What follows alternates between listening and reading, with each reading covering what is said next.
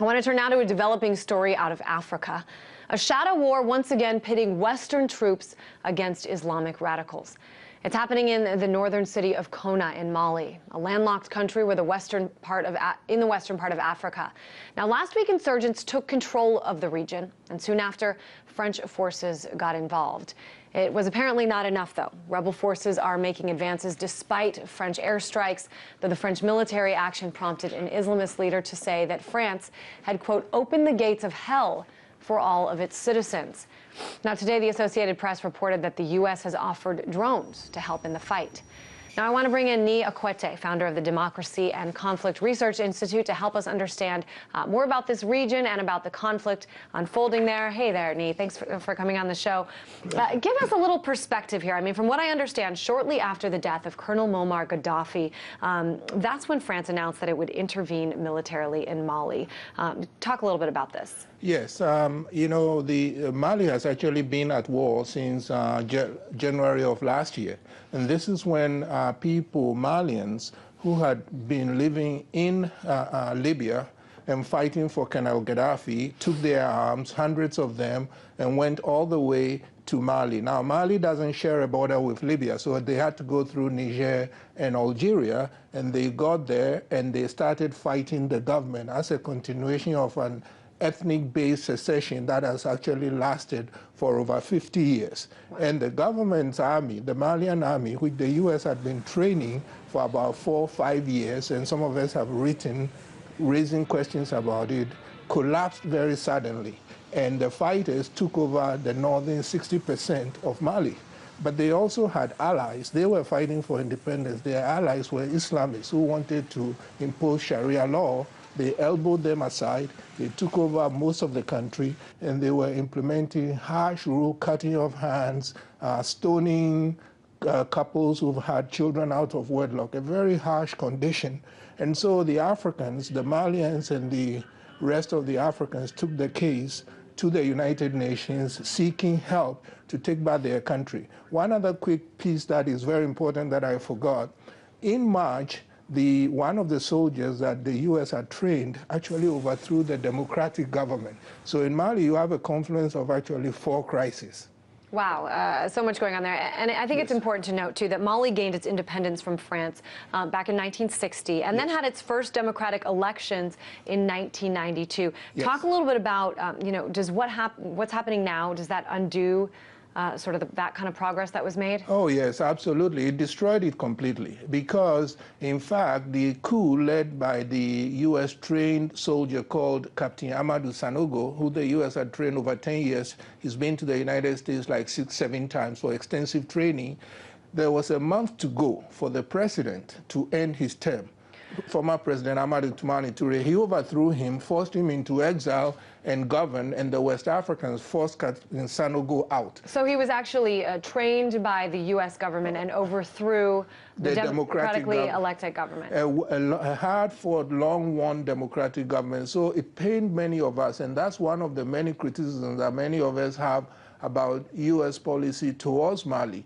But even since that occurred, in my view, the Africans have been in the UN because the one thing they wanted to avoid, they wanted to help Mali take back its country, establish order, but they said they did not want to do it like George Bush did, which is invade Iraq outside of international law. So they've been spending months in the UN Security Council begging for support, begging for legal authorization, begging for funding, and it's been very slow. And I frankly have been critical of the U.S. role in the Security Council.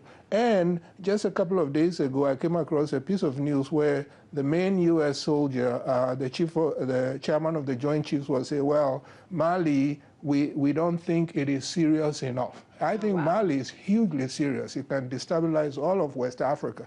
So as bad as the French intervention looks, if you look into Mali now, most people support it, most of the West Africans support it because the Islamists had taken over about 60% of the country way back in the summer. And just last week, they started moving south. They are now about 300 miles, about 400 kilometers away from the capital. Now, France did it for its own interest, but it happens to is helping the Africans, the West African foot soldiers will get into the country. Now France has about 500 troops and is using airstrikes. And we should say, too, I mean, that in light of sort of what happened over the weekend, we've heard from the United Kingdom, Germany, and even the United States. They have pledged their support now. Yes. So talk about how that support might affect things moving forward. Yes, because back in, I, for one, I had wanted it to happen earlier, the UN blessing of supporting the Africans to take hold of the country and bring some order and democracy. It took a long time in the Security Council, but finally, in December 20, they passed a resolution unanimously, 2085, that said that they have to make good plans to intervene. Now, of course, some people are raising questions as to whether what France has done fits in with that resolution. The problem is that it would have taken months to properly train the Africans. However, the Islamists moved very quickly, and they were just short of the capital. So France, in my view, had to move quickly, and all the other major players, at least the Western major players, because I'm trying to check on the view from Moscow and the view from Beijing of the members in the Security Council, how they feel about it. But as you said correctly, the Europeans, Germany, Britain, the United States, they all say, okay, we'll support the French. I want to take this sort of out of just Mali. I know that there are several examples of this going on, especially around Africa. Now, just over the weekend, we saw a failed mission in Somalia. Yes. Now, this is when a French team was actually trying to rescue one of its kind of secret agents, I think, a man by the name of Dennis Ale or Alex, a secret agent believed to be held since 2009 by al-Shabaab.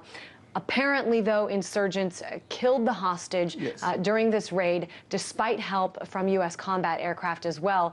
So talk a little bit about the bigger issue. This is not concentrated in one region. It is not. It is not, actually. You know, there are three very big, dangerous pockets of insurgency, Islamized militant insurgencies in Somalia, in northern Nigeria, al-Shabaab, and then, of course, Mali. And they stretch across the width of Africa. And the fear is that if they link together, it will cause even more problems. Now, actually, even though Mali is way on the west and Somalia is way on the east, the two are linked. Because, in fact, what we are hearing is that President Hollande in Paris, once he decided that he was going to intervene in Mali, what we are putting together, what we are speculating, he then decided, okay, we have some information, let's go rescue our hostage way in Somalia, and it went wrong, and you are right. President Obama just sent a letter to the Congress because U.S. law says that if he makes any military move and goes into a foreign country with armed military, he has to inform Congress. So we know that he helped the French in Somalia based on the letter he sent to Congress. After the event happened. After the event. So much really to talk about. Sadly, we're out of time. Thank you so much for coming in. Nii Akwete, the founder of the Democracy and Conflict Research Institute. Thanks so much. My pleasure. Thanks for having me.